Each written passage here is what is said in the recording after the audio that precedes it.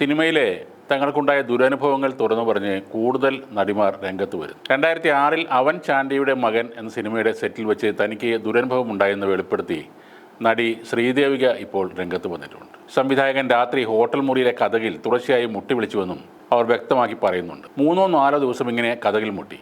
റിസപ്ഷനിൽ അറിയിച്ചപ്പോൾ സംവിധായകനാണ് മുട്ടിയതെന്ന് അവർ പറഞ്ഞുവെന്നും നടി പറഞ്ഞു. തുളസീദാസ് ആയിരുന്നു ആ സിനിമയുടെ അവൻ ചാണ്ടിയുടെ മകൻ എന്ന സിനിമയുടെ സംവിധായകൻ. തൻ്റെ അമ്മ ഈ വിഷയം കൂടെ അഭിനയിച്ചിരുന്ന നടനോട് പറയുകയുണ്ടായി. അദ്ദേഹത്തിൻ്റെ സഹായത്തോടെ പിന്നീട് മറ്റൊരു മുറിയിലേക്ക് തനിക്ക് മാറേണ്ടി വന്നു എന്നാണ് താരം പറയുന്നത്. സെറ്റിലടക്കം വളരെ മോശമായി പെരുമാറിയ സംവിധായകൻ ഷോട്ടുകളും സംഭാഷണങ്ങളും വെട്ടിച്ചുരുക്കിയെന്നും ശ്രീദേവിക പറയുന്നു. ദുരനുഭവം അറിയിച്ച് താരസംഘടനയായ അമ്മക്ക് കത്ത് നൽകിയിട്ടും നടപടിയൊന്നും ഉണ്ടായില്ല.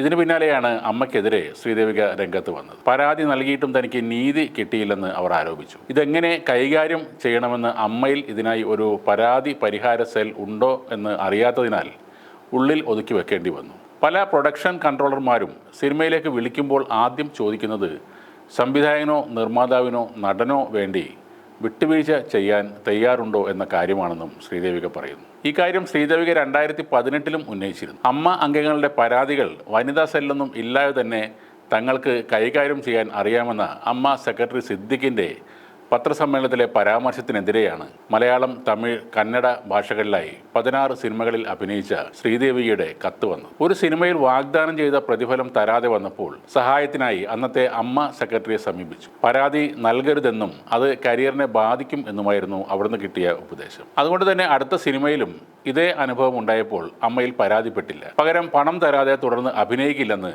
ആ സിനിമയുടെ നിർമ്മാതാവിനെ അറിയിച്ചു. അതോടെ അമ്മ സെക്രട്ടറി വിളിച്ച് പ്രശ്നമുണ്ടാക്കാതെ ഷൂട്ടിന് പോകണമെന്ന് പറഞ്ഞെങ്കിലും താൻ നിലപാടിൽ തന്നെ ഉറച്ചു നിന്നു. തുടർന്ന് നിർമ്മാതാവ് പകുതി പ്രതിഫലം തരാൻ തയ്യാറായി. ബാക്കി പ്രതിഫലം ഇതുവരെ തന്നിട്ടില്ല.